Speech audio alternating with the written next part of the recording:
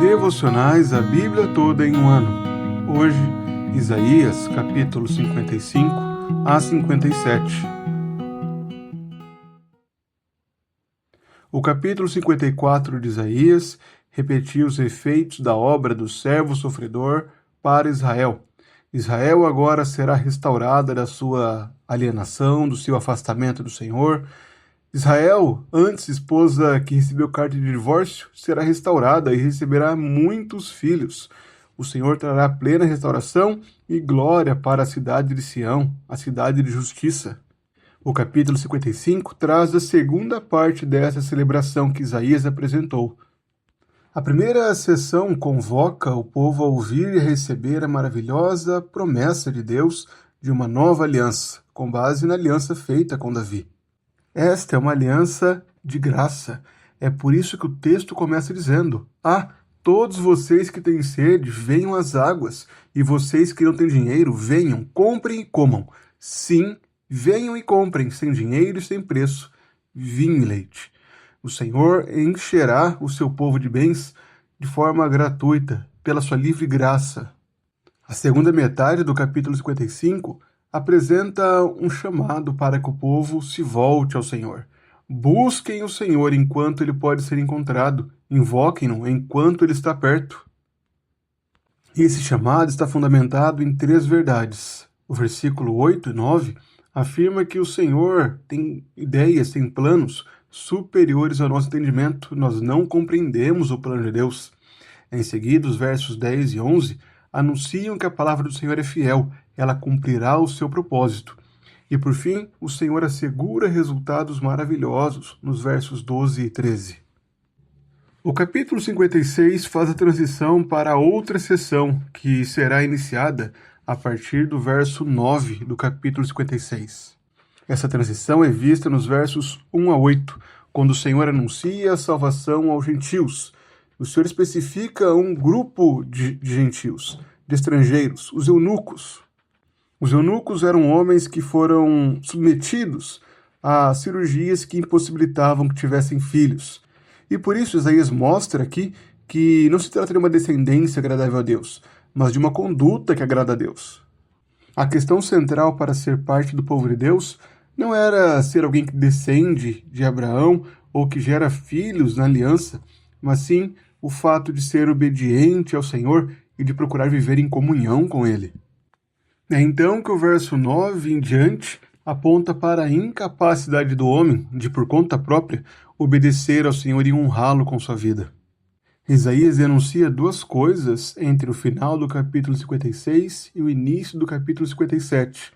Os líderes são inconscientes de seus deveres, eles não cumprem seus deveres, e ao mesmo tempo, os líderes e as pessoas em geral não conseguem notar a ausência dos justos, que os justos estão desaparecendo.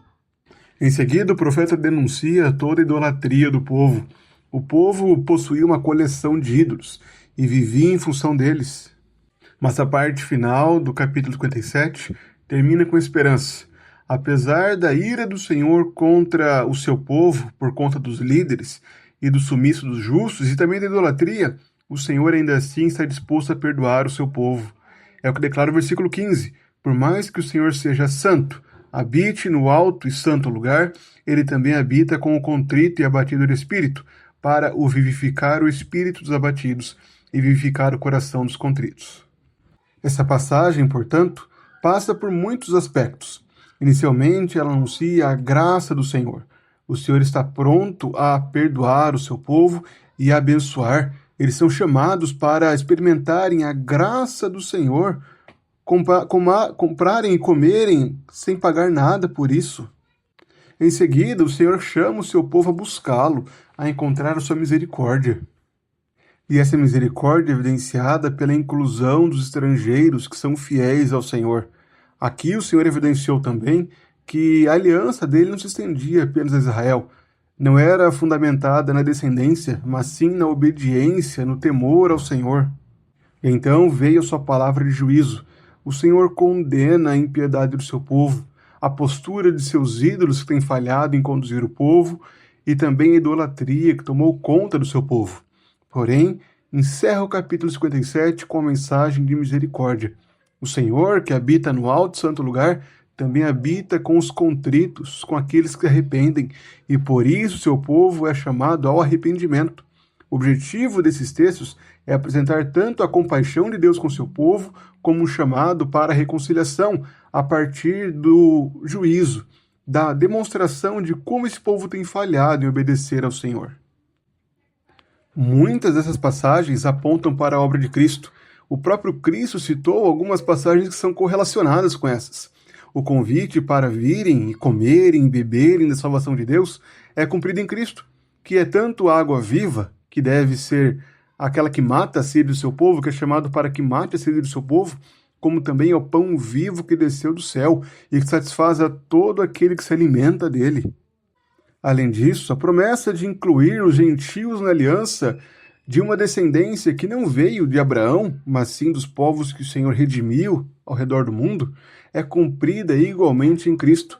Por meio de Cristo, a promessa de que Abraão seria uma bênção para todas as famílias da terra é cumprida. E agora, até mesmo aqueles que não são descendentes diretos de Abraão podem fazer parte da aliança e serem beneficiados pela graça e misericórdia que procedem do servo do Senhor.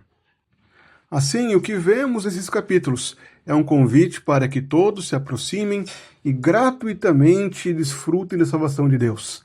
A salvação é pela graça e pela graça somente. Não devemos pensar que devemos acumular méritos, honras ou fazermos boas obras, pois a salvação de Deus não pertence a nós. A salvação pertence ao Senhor e por isso Ele concede gratuitamente a todos aqueles que depositam a sua fé em Cristo Jesus.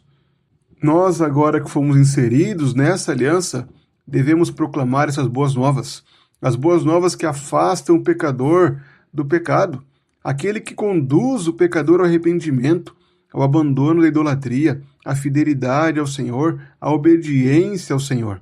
Portanto, que sejamos fiéis no anúncio das boas novas de Cristo Jesus.